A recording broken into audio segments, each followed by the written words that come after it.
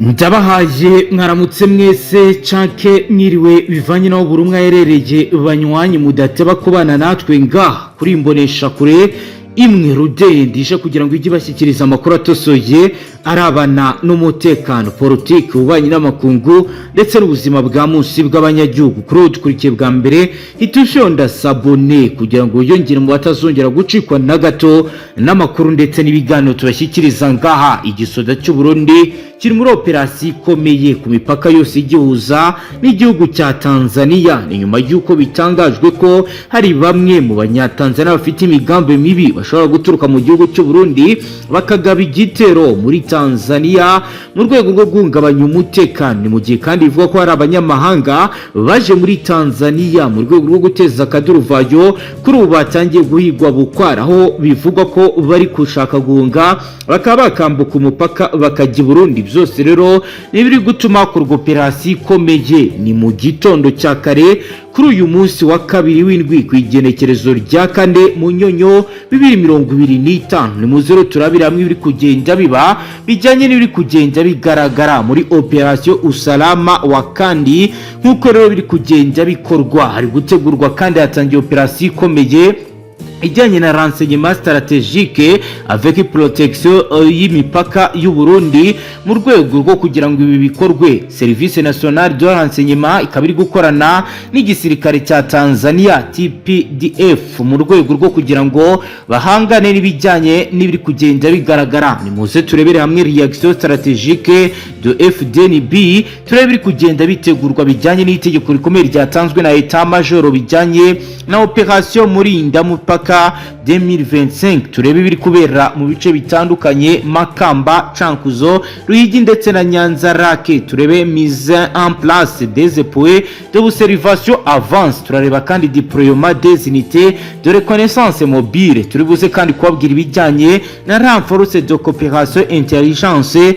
Turebe biri gukorwa na police nationale. Turaza kandi kubabwira intégration des technologies de surveillance moderne bijyanye n'ibiri kugenda bigaragara. Turabwira kandi bijyanye na communication intelligence. Turebe biri kugenda bikorwa. Turabwira kandi structure opérationnelle. Turebe ibijyanye n'ibiri kubera muri secteur sud mu bice bya Makamba ahitwa Mabanda ugana Manyovu. Turaza kubabwira ibijyanye na unité de réaction rapide ifite ibikorwa bikomeye yamaze kwashinga base opérationnelle avance. Turaza kandi kureba n'akazi gakomeye kajyanye na patrouille mixée frontière kari guhuza Tanzania People's Defense Force ndetse na FDLB.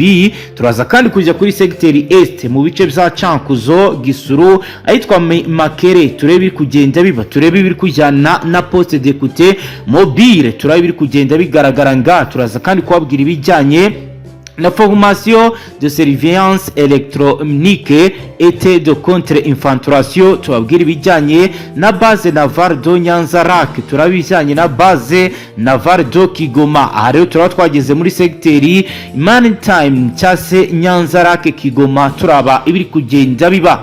Karo dutangura inkuru yacu mu buryo bw'iramvuye ngusabe ufate umwanya ufyonde sabone kugira ngo ntuzongere gucikwa n'uyu muyoboro mushyushye kugira ngo ujye ubagezaho amakuru akomeye arabana n'umutekano politiki ubanye n'amakungu ndetse n'ubuzima bwa munsi bw'abanyagihugu. Reka dutangure. Mu minsi iheze ibihugu byo mu karere k'ibiyaga bigari zarongeye kwisanga mu bihe by'umutekano muke byaturutse ku mvururu zikomeye z'amatora muri leta zunze ubumwe za Tanzania, aho Perezida Samia Suluhu Hassan yatsinze amatora ku majwi 97 n'ibice 36%. Nyuma y'iyo ntsinzi habaye imyigaragambyo ikomeye mu gisagara cya Dar es Salaam, Arusha, Mbeya na Mwanza, bituma abategetsi b'icyo gihugu bashyiraho gahunda yiswe operation usalama wa kanda. Icyo gihe polisi ya Tanzania yatangaje ko hari abanyamahanga binjiye mu gihugu mu buryo butemewe n'amategeko bagamije guhungabanya umutekano w'amatora no guteza akavuyo mu mujyi. Nyuma y'uko ibi bibaye, amakuru y'ubutasi cyangwa se renseignement stratégique yerekanye ko bikomeje kugenda bigaragara ko inzego z'igisirikare zigaragaza ko hari bamwe mu bantu bashaka guhungira mu Burundi banyuze ku mipaka itandukanye ihuza Tanzania ndetse n'u Burundi. Ni muri urwo rwego Force de Défense Nationale du Burundi ku bufatanye n'inzego z'umutekano Service National de Renseignement bashyizeho ingamba zikomeye mu gucungera imipaka yose ihuza u Burundi na Tanzania hagamijwe gukumira abashobora guhungabanya ituze ry'igihugu n'akarere muri rusange. Kw'igenekerezo rya mbere Munyonyo 2025 Etat Major General ya FDNB yatangaje ko yashyize mu bikorwa gahunda yiswe Operation Murinda Mupaka 2025 igamije surveillance renforcée des frontières hagati y'u Burundi ndetse na Tanzania. Iyo operation rero ikaba ikubiyemo ibikorwa bine by'ingenzi.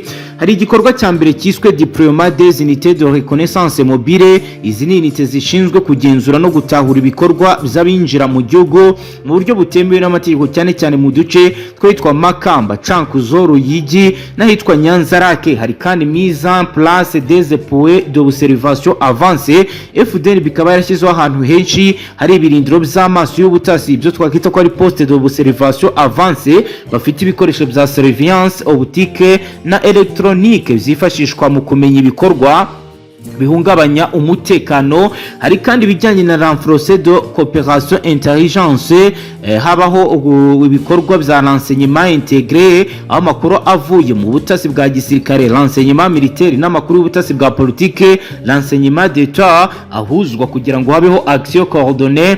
Nkuko rero bigaragara FDN biri gukoresha uburyo bwa signal intelligence ndetse na communication intelligence mu gukurikirana n'itumanaho riri kugenda rigaragara hagati y'abanyagihugu bari Tanzania ndetse n'abari mu Burundi. Ibiri kugenda bigaragazwa ko bishobora kuba byatanga umusaruro mu bijyanye no gukorana.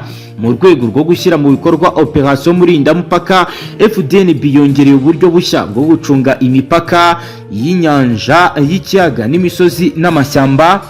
Ari amakuru dufite agaragaza ko biri gukorwa mu bice byose, aho muri segiteri Side, Makamba, Mabanda, Munyovu n'imipaka ikomeye ihuza Burundi na Tanzania mu majyepfo hari base opérationnelle avancée iri ahitwa Mabanda ifite unité de réaction rapide ifite inshingano yo guhita igera ahari amakuru y'uwinjira ndetse n'umuntu ushaka kwinjira mu buryo atazwi. FDN biri gufatanya n'abasirikare ba TPDF, Tanzania People's Defense Force, mu bikorwa byiswe patrouille mixée frontière bigamije guhashya abinjira mu gihugu mu buryo butemewe.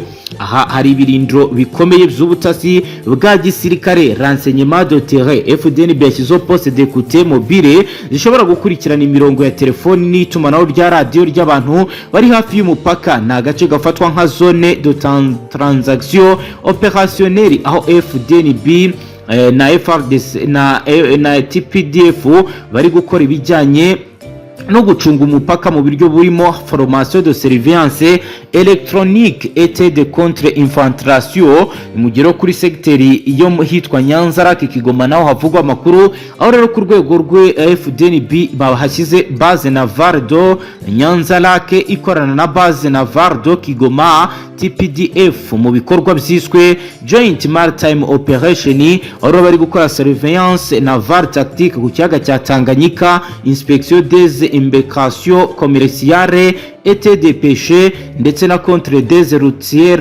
locastres suspectés zishobora gukoreshwa n'abantu bahunga. FDN bifite vedette rapide de type de Fanda classe zikoreshwa mu kugenzura ibice byose by'ikiyaga kandi zifite radar systeme ikorana na centre de commandement iherereye i Rumonge nk'uko amakuru dufite abisigura. Mu rwego rwo kurwanya abashobora gutegura ibikorwa bihungabanya umutekano bifashishije ikoranabuhanga, FDN yashyizeho itsinda ry'abasirikare b'inzobere mu by'umutekano bya gisirikare division et cyberdefense bashobora aba n'abasirikare bakurikirana ibijyanye n'imbuga ngurukana bumenyi, Telegram, WhatsApp, Signale n'izindi zikoreshwa mu gukwirakwiza amakuru y'ibinyoma n'amashusho y'ubugizi bwa nabi mu gihe cy'amatora muri Tanzania. Itumanaho rishobora rero kuba riri kwinjirirwa, bikaba rero bivugwa ko bari no kuba bakurikirana ibiri kugenda biba byose.